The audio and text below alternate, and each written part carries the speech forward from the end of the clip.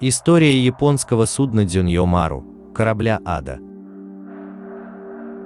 Судно Дзюньё Мару сухогруз, построенный в Британии в 1913 году. В 1926 году был продан Японии и во время Второй мировой войны стал одним из кораблей ада. Потоплен в 1944 году британской подводной лодкой Традюинт, в результате погибло 5620 человек из числа находившихся на борту военнопленных и яванских рабочих. Судно было построено под названием Арджорн на верфи Роберт Данкан в Глазго по заказу компании Лэнг энд Фултон. В 1917 году сухогруз был продан Norfolk and North American Steamship Company и переименован в Heartland Point. Через год снова продан Johnstone Line.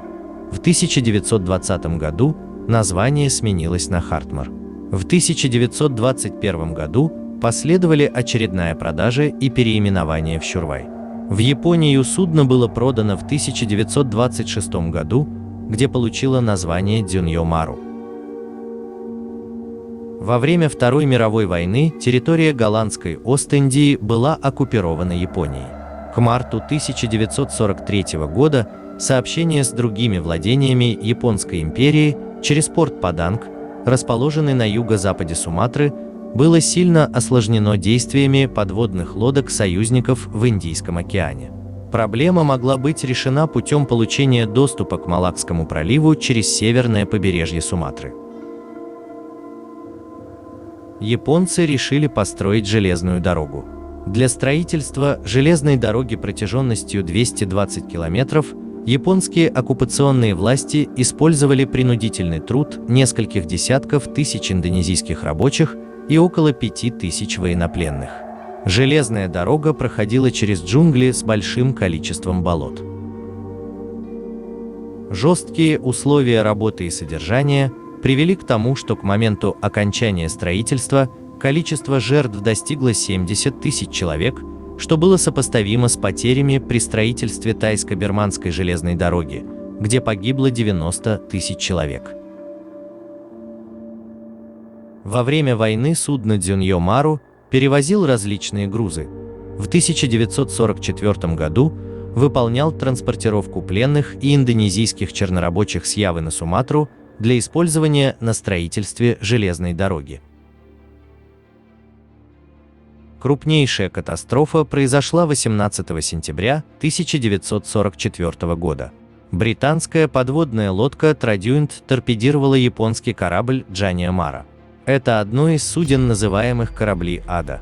Это были японские торговые суда, используемые для перевозки военнопленных и рабочих, фактически рабов, которые были прозваны Ромусе, на оккупированные японцами территории в годы Второй мировой войны. Корабли ада официально не входили в военный флот Японии и не имели опознавательных знаков, но силы союзников топили их от этого не менее яростно. Всего за военное время было потоплено 9 кораблей ада, на которых погибло почти 25 тысяч людей. На судно 15-16 сентября 1944 года в яванском порту Танджунг-Приок на борту Дзюньё Мару было размещено по разным оценкам от 6526 до 6607 человек. Из них 4320 составляли яванские рабочие, Ромусе, 506 заключенных из числа коренных жителей других восточных островов, 1781 военнопленный и интернированный гражданский, в основном голландцы, а также британцы, американцы и австралийцы. Охрана составляла всего 100 человек. В трюме были возведены дополнительные палубы из бамбука, разделенные перегородками из того же материала. Высота отсеков позволяла людям разместиться только лежа. Пассажиры не были обеспечены питьевой водой, некоторые болели дизентерией и малярией. Условия, в которых приходилось выживать невольникам на кораблях, были просто ужасающими. Многие сходили с ума, умирали от истощения и духоты. Как и другие японские корабли ада, судно Дзюньё Мару не имел никакой специальной маркировки и достаточного количества средств спасения. Из спасательного оборудования на корабле, набитом военнопленными под завязку, было 2 спасательных шлюпки и несколько плотов. Судно Дзюньё Мару вышел из порта 16 сентября в 15 часов ровно. Из-за перегрузки он не мог развить скорость более 8 узлов. Эскортное сопровождение состояло из сторожевого корабля и тральщика. К утру 17 сентября судно достигло Зонского пролива. На следующий день, 18 сентября, судно Дзюньё Мару был обнаружен британской подводной лодкой Традюинт. Основной перископ и радар лодки были неисправны, поэтому цель преследовалась из надводного положения до дистанции 3000 метров.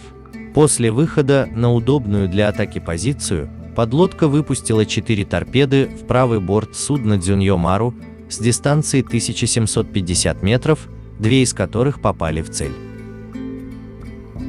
Судно Дзюньё Мару потерял ход и начал погружаться. Большая часть команды и охранников успела покинуть судно, которое затонуло через 20 минут. Побережье Бенкулу находилось в 10-12 километрах, что было слишком далеко даже для сильных пловцов. Никакого шанса на спасение у пленников корабля не было. Еще через полчаса эскортные корабли, преследовавшие подлодку, вернулись к месту затопления, но спасали в первую очередь японцев и небольшую часть пленных. Количество уцелевших по разным оценкам составило от 723 до 880 человек. Погибло 5620 человек, из них 4000 индонезийцев и 1520 военнопленных. Уцелевшие были отправлены на строительство железной дороги. Из них до конца войны дожило лишь 96 человек. Это был тот случай, когда живые позавидовали мертвым. Чудом спасшиеся пленники были отправлены по месту назначения на строительство железной дороги на Суматру. Шансов выжить там было немногим больше, чем на злополучном корабле. Линч Мейден, командир подводной лодки Традюинт, узнал позже о том, что на борту судна Дзюньё Мару находились военнопленные и индонезийские рабочие. Через 24 года после потопления командир подлодки вступил в переписку с одним из выживших. Была установлена мемориальная доска в голландской часовне, расположенной на территории мемориального кладбища в Апелдорне. Есть мемориальная доска в память о гражданах Королевства Нидерланды, нашедших последнее пристанище в дальневосточных морях с декабря 1941 года по август 1945 года. Доска размещена мемориальным обществом Дзюньё Мару в Суматра в 1986 году. На территории военного кладбища в индонезийском городе Чимахи установлен мемориал с надписью в память о жертвах морских транспортных судов 1942 по 1945 года. 4 июня 2000 года около побережья Суматры состоялась мемориальная церемония. 3 голландских фрегата, бельгийское грузовое судно и корабль ВМС Индонезии пришли к точке гибели Дзюньё Мару, чтобы почтить память погибших и возложить венки.